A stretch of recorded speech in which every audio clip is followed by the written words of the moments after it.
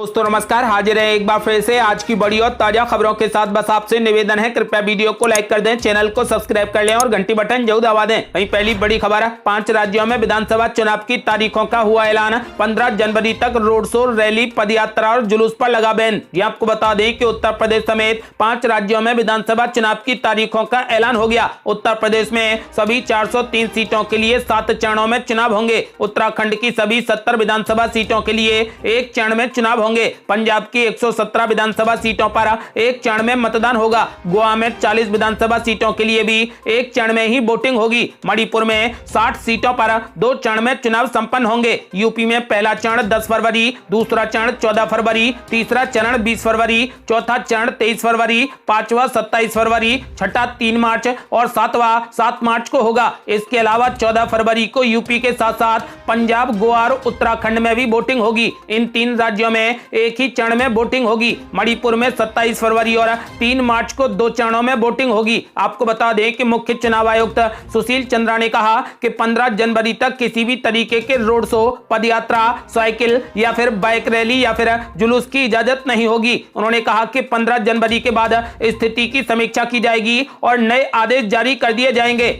और बड़ी खबर, अब 5 राज्यों में चुनाव आयोग है सरकार। यूपी, पंजाब समेत इन 5 राज्यों में लगी आचार संहिता। ये आपको बता दें कि देश में कोरोना महामारी के बीच केंद्रीय चुनाव आयोग ने 5 राज्यों में विधानसभा चुनावों की तारीखों का ऐलान कर दिया। निर्वाचन आयोग ने 5 राज्यों में विधानसभा चुनावों के कार्यक्रमों की घोषणा करने के साथ ही इन 5 राज्यों में आदर्श आचार संहिता लागू कर दी है। इसके साथ ही चुनाव आयोग का कहना है कि कोविड-19 के मद्देनजर कोई भी राजनीतिक दल या उम्मीदवार किसी भी तरीके की रैली या फिर जनसभा, रोड शो, पदयात्रा या साइकिल, बाइक रैली या फिर नुक्कड़ सभाओं जैसे आयोजन 15 जनवरी तक नहीं कर सकेगा। फिलहाल 5 राज्यों में चुनाव की तारीखों के ऐलान के साथ ही आदर्श आचार संहिता लागू होने के बाद अब नेता और राज्य सरकारें मात्र कार्यवाहक सरकार के तौर पर काम करेंगी। आदर्श आचार संहिता लागू होने के बाद अब कोई भी मंत्री या फिर राज्य सरकार से संबंध नेता किसी भी तरीके की घोषणा नहीं कर पाएंगे। आदर्श आचार संहिता लागू होने के बाद अब सारी जिम्मेदारी प्रशासनिक अधिकारियों की होगी। जहां पहले इन अधिकारियों को किसी भी काम के लिए मंत्रियों के आदेश का इंतजार करना होता था, वहीं अब ये प्रशासनिक अधिकारी सीधे चुनाव आयोग के निर्देशों का पालन करेंगे। इस दौरान कोई भी नेता या मंत्री किसी भी अधिकारी का तबादला नहीं करा सकेगा। वहीं इस दौरान किसी भी अधिकारी को नेता का साथ निभाते पाए जाने पर उसके खिलाफ कड़ी कार्रवाई होगी। आदर्श आचार संहिता लागू होने से पहले कोई भी नेता अपनी विपक्षी पार्टियों के लिए अपशब्दों के साथ ही भड़काऊ भाषण देते देखे जाते थे। वहीं आदर्श आचार संहिता लागू होने के बाद अब कोई भी नेता अपशब्दों का इस्तेमाल नहीं कर पाएगा। इसके साथ ही अगर किसी नेता ने भड़काऊ भाषण दिए तो उसके खिलाफ निश्चित कार्रवाई होगी। आदर्श आचार संहिता लागू होने के दौरान नेता और मंत्री किसी भी तरीके की सरकारी घोषणा के अलावा कोई भी लोकार्पण और शिलान्यास का काम नहीं कर पाएंगे। इस दौरान कोई भी नेता जाति और धर्म के नाम पर वोट भी नहीं मांग सकते। वहीं इस दौरान किसी भी राजनीतिक दल को रैली करने के लिए पुलिस से अनुमति जरूरी होगी। आपको बता दें कि देश या फिर राज्य में पूरे तरीके से निष्पक्ष चुनाव कराए जाने के लिए ही चुनाव आयोग कुछ नियमों को लागू करता है। आपको बता दें कि आदर्श आचार संहिता लागू होने के बाद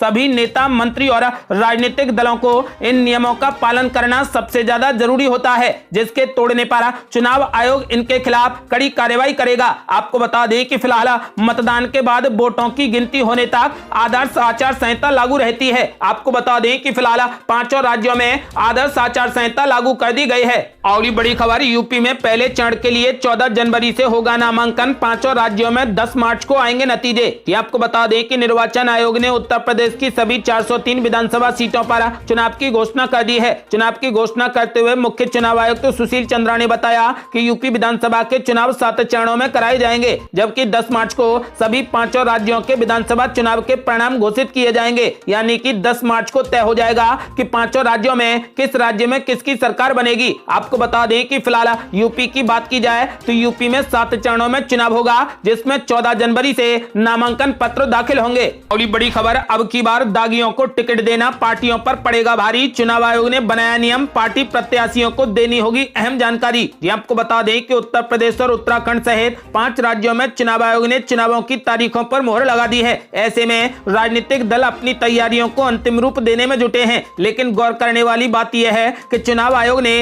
राजनीति में बढ़ते अपराधीकरण से निपटने के लिए खास इंतजाम किए हैं, जिसके तहत दागी उम्मीदवारों को प्रत्याशी बनाने वाली पार्टियों को जानकारी देनी होगी कि उसे उम्मीदवार बनाने के पीछे उसकी क्या मजबूरी थी। आपको बता दें कि मुख्य सूचना आयुक्त सुशील चंद्रा ने प्रेस वार्ता करते हुए कहा कि इस बार राजनीतिक दलों को आपराधिक पृष्ठभूमि वाले उम्मीदवारों की जानकारी अखबार, टीवी चैनल के माध्यम से विज्ञापन देकर सार्वजनिक करनी होगी। साथ ही साथ दागी कैंडिडेट को भी पर्चा वापस लेने की अंतिम तारीख से मतदान के 2 दिन पहले तक आपराधिक रिकॉर्ड का ब्यौरा अखबारों और टीवी चैनलों के माध्यम से मतदाताओं के सामने रखना होगा। आपको बता दें कि मुख्य सूचना आयुक्त सुशील चंद्रा ने कहा कि हर वोटर का अधिकार है कि वो अपने प्रत्याशी के बैकग्राउंड के बारे में जाने। राजनीतिक दलों के लिए यह अनिवार्य है कि वे उम्मीदवारों के रूप में चुने गए लंबित आपराधिक मामलों वाले व्यक्तियों के बारे में विस्तृत जानकारी अपनी वेबसाइट पर अपलोड करें। साथ ही पार्टियों को उम्मीदवार का चयन करने के लिए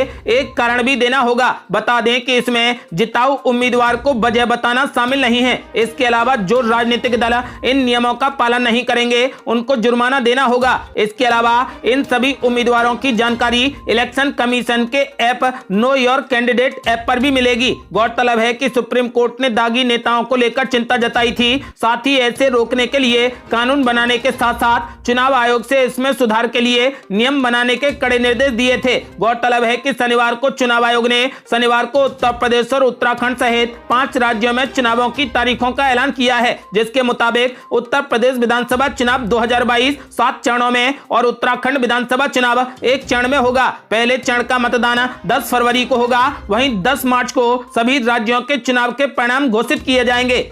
और ये बड़ी खबर, इस बार चुनाव में हुई कोई भी गड़बड़ी तो अब सीधे चुनाव आयोग से कर सकेंगे शिकायत। 100 मिनट के अंदर होगी कड़ी कार्रवाई। ये आपको बता दें कि भारतीय चुनाव आयोग समय के साथ साथ हाईटेक होता जा रहा है। चुनाव आयोग ने आमजन की सुविधा और चुनाव को करप्शन फ्री बनाने के लिए कई मोबाइल ऐप लॉन्च किए हैं। इसके पीछे निर्वाचन आयोग की मंशा चुनावी प्रक्रिया को निष्पक्ष और पारदर्शी बनाने की है। इन एप्स की मदद से जनता चुनाव से संबंधित किसी भी गड़बड़ी की शिकायत सीधे चुनाव आयोग से कर सकती है। साथ ही वोटिंग की रियल टाइम मॉनिटरिंग भी कर सकती है। इसके अलावा चुनाव आयोग के ऐप्स राजनीतिक दलों और प्रशासन को सुविधा मुहैया कराएंगे। आपको बता दें कि सी विजिल ऐप के जरिए देश भर के वोटर्स अपने चुनावी क्षेत्र में हो रही किसी भी प्रकार की गड़बड़ी की शिकायत चुनाव आयोग से कर सकते हैं। इस ऐप की सबसे खास बात यह है कि शिकायत के 100 मिनट के अंदर ही कड़ी कार्रवाई की जाएगी। आपको बता दें कि इस ऐप पर वोटर्स हो रही गड़बड़ी की फोटो और वीडियो भेज सकते हैं। साथ ही अपने लोकेशन की जानकारी दे सकते हैं कि किस जगह पर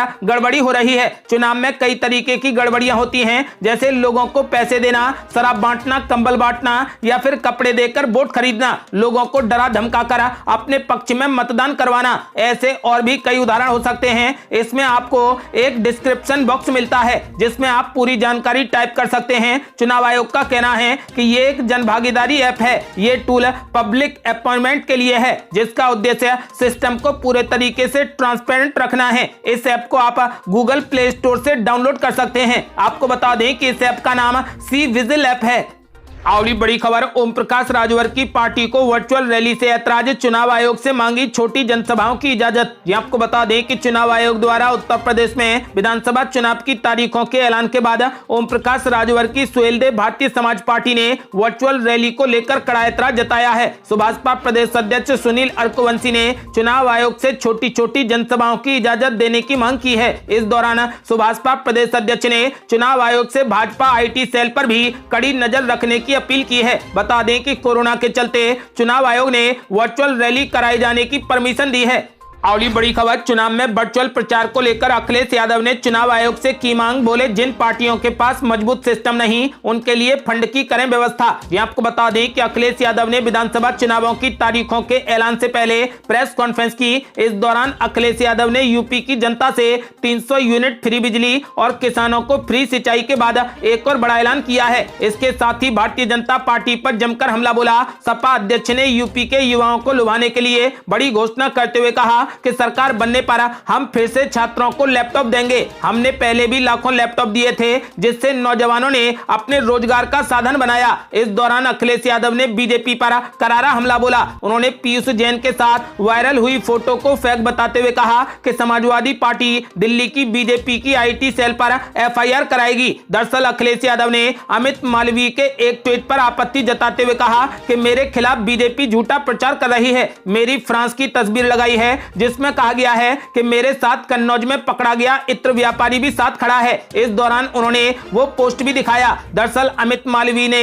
अखिलेश यादव की एक फोटो को ट्वीट किया है। ट्वीट में लिखा है कि इस तस्वीर में वे इत्र वाले मित्र भी हैं जिनकी दीवारों से यूपी की जनता से लूटा हुआ पैसा निकला है। अखिलेश यादव ने कहा कि बीजेपी ने मेरी इस तस्वीर को लगाकर मुझे गलत तरीके से दिखाने की कोशिश की है। इस दौरान अखिलेश यादव ने कहा कि आरएलडी और सहयोगियों के साथ सीटों की बातचीत हो गई है। अखिलेश यादव ने कहा कि चुनाव की तारीखों की घोषणा के बाद सीटों को लेकर ऐलान किया जाएगा। ऑनलाइन वोटिंग के सवाल पर उन्होंने कहा कि सपा ऑनलाइन वोटिंग के पक्ष में नहीं है, भले ही 2 दिन में या फिर बैलेट से वोटिंग कराना पड़े, हम लोग ऑनलाइन वोटिंग के पक्ष में नहीं हैं। अखिलेश यादव ने चुनाव आयोग अपील करते हुए कहा कि चुनाव आयोग बीजेपी के भाषणों पर निगाह रखें। उन्होंने आगे कहा कि चुनाव आयोग अगर वर्चुअल तरीके से प्रचार की बात कहता है तो हम चुनाव आयोग से अपील करेंगे कि जिन पार्टियों के पास ऐसा मजबूत सिस्टम नहीं है उनके लिए फंड की व्यवस्था की जाए। अगली बड़ी खबर, यूपी के उप मुख्यमंत्री केशव प्रसाद मौर्य ने 300 से ज्यादा सीटें जीतने का किया ऐलान। अखिलेश यादव पर भी बोला हमला। ये आपको बता दें कि उत्तर प्रदेश में विधानसभा चुनाव की तारीखों के ऐलान के बाद उप मुख्यमंत्री केशव प्रसाद मौर्य ने दावा करते हुए कहा कि मैं एक बार फिर से विश्वास से कह सकता हूं कि 10 मार्च को बीजेपी 300 से ज्यादा सीटें जीतकर पूर्ण बहुमत की सरकार बनाएगी। जो भी भारत निर्वाचन आयोग के निर्देश हैं हम उनका पालन करेंगे और उस पालन के अनुसार आगे बढ़ेंगे। हम राष्ट्रीय पार्टी हैं इसलिए जिम्मेदारी से काम करेंगे। समाजवादी पार्टी के मुखिया पर पलटवार करते हुए केशव प्रसाद मौर्य ने कहा कि अखिलेश यादव बेचैन हैं और पराजय का सामना करने वाले हैं। 2017 में जितनी सीटें उन्हें मिली थी उसे बचा लें तो ये बड़ी चुनौती होगी। बता दें कि सपा प्रमुख अखिलेश यादव ने दावा किया है कि उत्तर प्रदेश में लोग भाजपा सरकार को विदाई देने के लिए तैयार बैठे हैं। ये तिथियां राज्य में एक बड़े बदलाव का प्रतीक होंगी। समाजवादी पार्टी नियमों का पालन करेगी लेकिन चुनाव आयोग को यह सुनिश्चित करना चाहिए कि सत्तारूढ़ भारतीय जनता पार्टी इन दिशा निर्देशों का पालन करें। और बड़ी खबर, प्रियंका गांधी ने महिलाओं को दिया खुला न्योता, बोली अगर आप राजनीति में आना चाहती हैं तो मुझसे मिलिए। ये आपको बता दें कि कांग्रेस महासचिव यूपी प्रभारी प्रियंका गांधी वाड्रा ने कहा कि लड़की हूं, लड़ सकती हूं अभियान यूपी चुनाव के बाद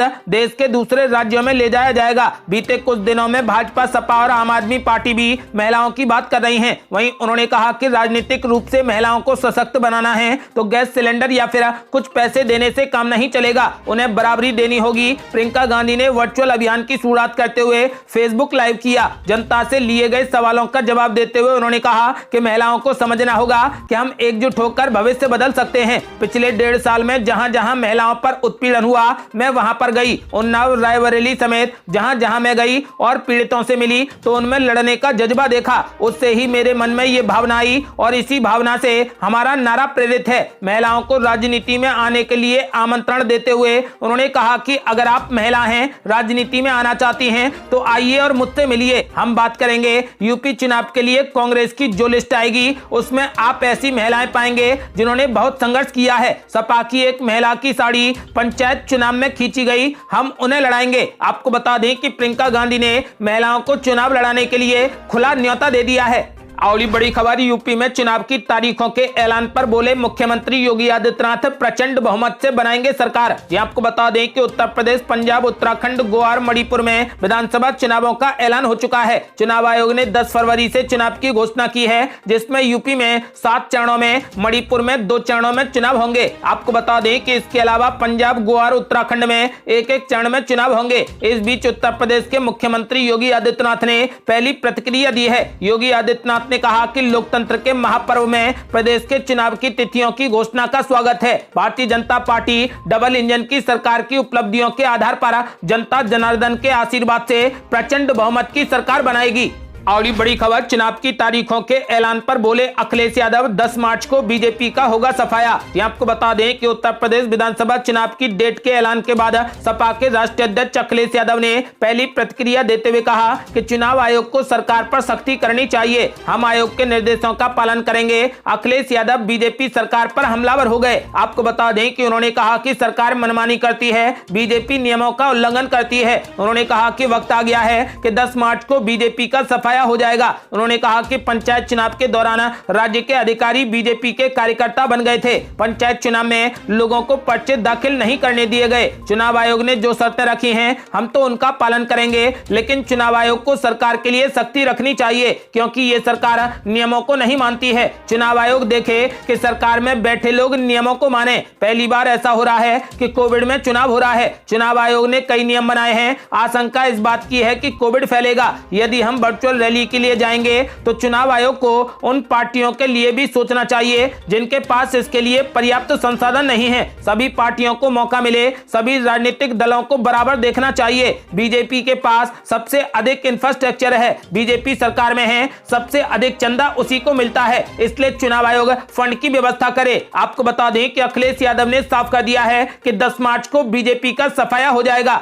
और ये बड़ी खबर, मुख्यमंत्री भूपेश बघेल ने पीएम मोदी पर बोला हमला। बोले जब पीएम मोदी ही सुरक्षित नहीं तो देश कैसे सुरक्षित रहेगा। ये आपको बता दें कि पंजाब में प्रधानमंत्री नरेंद्र मोदी की सुरक्षा में हुई चूक के मामले पर खूब सियासत हो रही है। छत्तीसगढ़ के मुख्यमंत्री भूपेश बघेल ने भी इस मुद्दे पर पीएम मोदी पर हमला बोला है। मुख्यमंत्री ने कहा कि जब पीएम मोदी ही सुरक्षित नहीं है तो देश कैसे सुरक्षित रहेगा। देश सुरक्षित हाथों में नहीं है, सीमाएं सुरक्षित नहीं है। आपको बता दें कि पीएम मोदी की सुरक्षा में चूक के मुद्दे पर आलोचना झेल रही कांग्रेस सरकार के बचाव में मुख्यमंत्री भूपेश बघेल लगातार बयान दे रहे हैं। हाल ही में अपने एक बयान में मुख्यमंत्री ने कहा कि पीएम मोदी को पंजाब में खतरा था तो वो वहां पर गए क्यों। बघेल ने इस मुद्दे पर सरकार पर राजनीति करने का आरोप लगाया। अब अपने ताजा बयान में उन्होंने तंज कसते हुए कहा कि जब देश का प्रधानमंत्री ही सुरक्षित नहीं, सीमाएं सुरक्षित नहीं तो देश सुरक्षित कैसे रहेगा। ये थी अब तक की बेहद बड़ी खबरें। यदि आप भी चाहते हैं कि भारत जल्द से जल्द कोविड मुक्त हो जाए तो इस वीडियो को लाइक कर अपनी राय हमें कमेंट बॉक्स में जरूर दें।